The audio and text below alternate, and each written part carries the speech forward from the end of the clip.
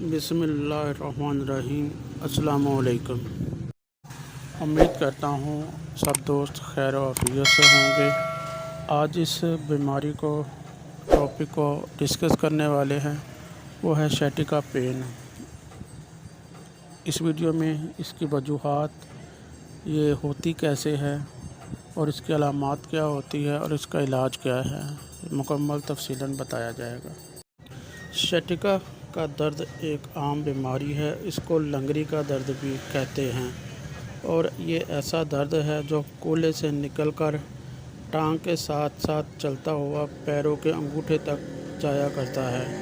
یہ کبھی دائیں اور کبھی بائیں جانب ہوتا ہے اور بعض اوقات یہ دونوں طرف ہو جاتا ہے۔ یہ ایک اسبابی درد ہے جو کہ سیٹیکا نرو میں ہوتا ہے۔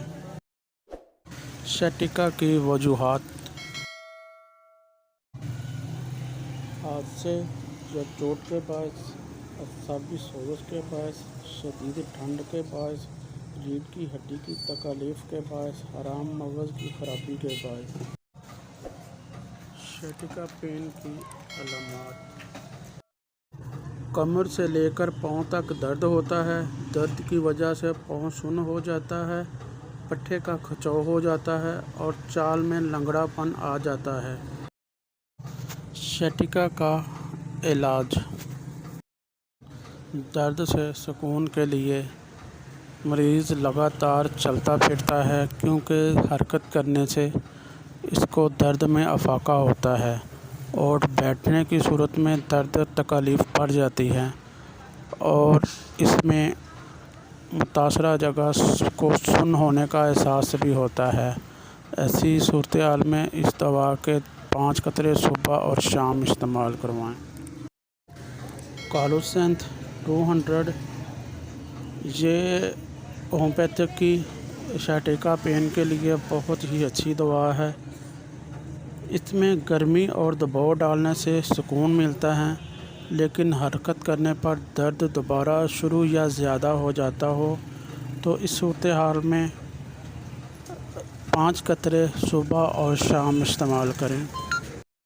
کیمومیلا 200 چڑچڑاپن ہونے کے ساتھ ساتھ حساس بھی ہو، حرکت کرنے سے اور رات کے وقت تکلیف بڑھ جاتی ہو، درد کے ہمراہ متاثرہ جگہ سن ہونے کا احساس ہوتا ہو اور مریض درد کی وجہ سے چیختا چلاتا ہو، اس صورتحال میں اس دوا کے 5 قطرے صبح اور شام دیں۔